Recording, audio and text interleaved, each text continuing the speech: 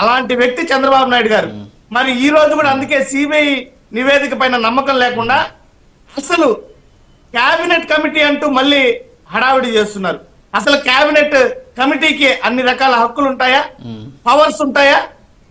ఇదేనా మేము cabinet committee ద్వారా శిక్షిస్తామంటే కేబినెట్ కమిటీ న్యాయ వ్యవస్థకు అతీతంగా శిక్షించడానికి కుదురుతుందా?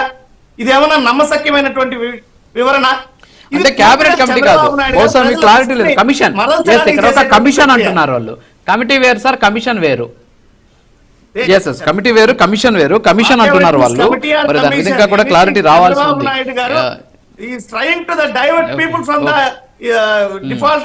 ఉంది.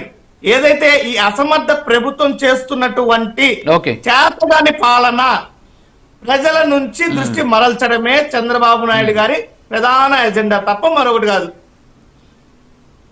ఈ రోజు రాష్ట్రంలో సరే సార్, ఇప్పుడు ఒకటి సురేష్ గారు ఎన్ని పక్కన పెట్టేద్దాం, కల్తీ జరిగింది అంటున్నారు సార్. ఒక నిమిషం సురేష్ గారు. సురేష్ గారు కనీసం ఒకటన్నా అంగీకరిస్తారా? ఇప్పుడు కల్తీ జరిగింది అంటున్నారు, అసలు పాలు లేకుండా నెయ్యి తయారు చేశారు అంటున్నారు.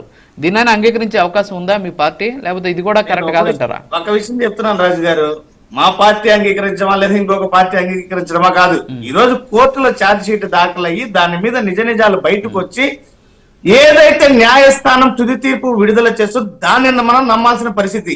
ఆరోపణల్ని ఊహాజనితమైనటువంటి విషయాలతో రాజకీయాలు చేస్తారు చంద్రబాబు నాయుడు గారు. ప్రతి నియోజకవర్గంలో బ్యానర్లు ఏర్పాటు చేశారు. ఒక 40 ఏళ్ల రాజకీయ అనుభవం ఉన్నటువంటి వ్యక్తి చేయాల్సిన పని అది. సమాజంలో విద్వేషాలు రెచ్చగొట్టడానికి కాకపోతే ఇంకెందుకు?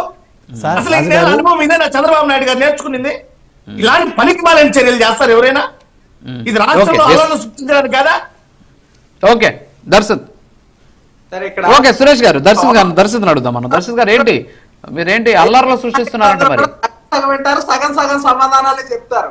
మేము గతంలో ఇందాక సిబిఐ గురించి నేను మాట్లాడినప్పుడు జగన్మోహన్ రెడ్డి గారి మీద అనేక సిబిఐ కేసులు ఉన్నాయి, ఈయన ప్రజాధనాన్ని లూటీ చేశాడని చెప్పారు. అంటే డబ్బులు కొట్టేయటమే కదా ప్రజాధనాన్ని లూటీ చేయటం అంటే. డబ్బులు కొట్టేసిన దొంగ అని అంటారు సామాన్య పరిభాషలో.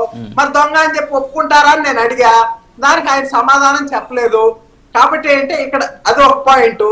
రెండవ పాయింట్ ఏంటంటే ఇక్కడ అనేక మంది భక్తులకు సంబంధించినటువంటి విషయాల్లో అప్పుడెప్పుడో సుబ్బారెడ్డి అప్పుడెప్పుడో కరుణాకర్ రెడ్డి చెప్పారంటారేంటి? సిట్ ఏదైతే ఛార్జ్ షీట్ వేసిందో దాని మీద కదా స్పందించాల్సింది. ఎందుకు మొహం చాటేశారు మీడియాకి, ప్రజలకి? ఇక్కడ ఇంకోటి కూడా తెలియజేస్తా ఉన్నాం, ఇక్కడ ఈ లడ్డూ విషయంలో దొరికిపోయాం కాబట్టి అచ్చోసిన ఆంబోతులు కొంతమంది రోడ్డు మీద కుదిరి బూతులు తిట్టిస్తా ఉన్నారు. అంటే ఇక్కడ ఒకటి వైసీ